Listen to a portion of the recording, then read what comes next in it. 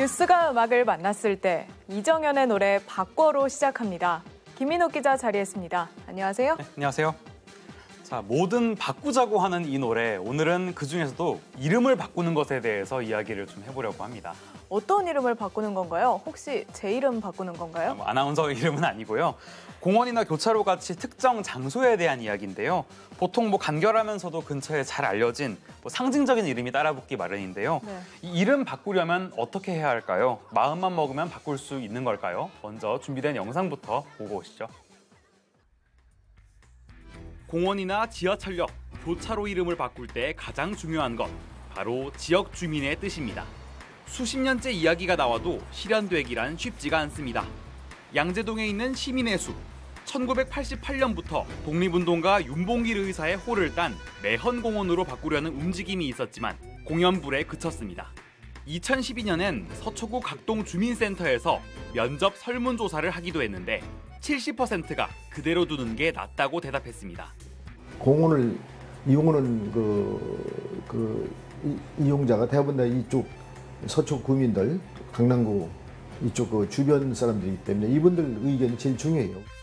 그 뜻이야 나쁠 리 있겠습니까만 뜻 하나만으로 바꿀 수 없는 게 또 이름입니다. 방배동 함지박 사거리 이야기를 좀 해볼까요? 40년 된 유명 중식당 함지박에서 이름을 따 붙여진 교차로명입니다. 그런데 이 함지박이 2년 전 폐업하게 됐습니다. 함지박 없는 함지박 사거리, 어떻게 해야 할까요? 일례로 성동구와 중구의 경계쯤 자리한 도로교통공단 사거리는 공단이 강원도로 이사를 가면서 교차로 이름이 의미 없어졌습니다. 결국 지난해 인근에 있는 성동고등학교 이름을 따 성동고교 사거리로 바뀌었죠. 그런데 함지박 사거리는 지금도 여전히 함지박 사거리입니다. 왜냐고요? 함지박 사거리라고 사람들 인식이 돼 있는데 이걸 새로 바꾸면은 다시 바뀐 지명으로 자기가 안내를 해야 되잖아요. 사람들한테 약속 잡을 때 불편하죠. 지역 주민의 뜻이 모아진 사례도 있습니다. 올해 초 또 하나의 이름을 단 2호선 강감찬역입니다. 2017년 낙성대역과 강감찬역을 병기하자는 이야기에 지역 주민 71%가 동의했습니다. 이후 서울시 지명위원회를 거쳐 강감찬역이란 이름을 달게 됐죠.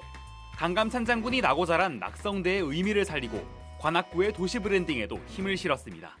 낙성대가 사실은 어떤 강감찬 장군과 관련된 장소이긴 합니다만은 사실 사람들의 일상에서 약간 좀 부정적인 의미로도 쓰인 경우들이 있어요, 사실. 그렇죠. 그래서 그런 이미지도 좀 탈피하고자 또는 직접적인 어떤 정보를 드러내고자 강감찬 장군이라는 그런 식으로 좀 더 사람들한테 이해되기 쉽게 하는 그러한 작용을 저는 한다고 봅니다. 본론으로 돌아와서 양재동 시민의 숲의 운명은 어떻게 될까요? 당장에는 힘들 것 같습니다. 일단 코로나 탓에 설문조사를 하기가 어려운 실정입니다. 또 서울시가 관리하는 공원인 터라 서초구와 서울시의 사전 협의도 어느 정도 필요합니다. 그건 그렇다 치고 여러분들 생각은 어떤가요? 시민의 숲 그리고 매헌공원 어느 이름이 더 알맞을까요?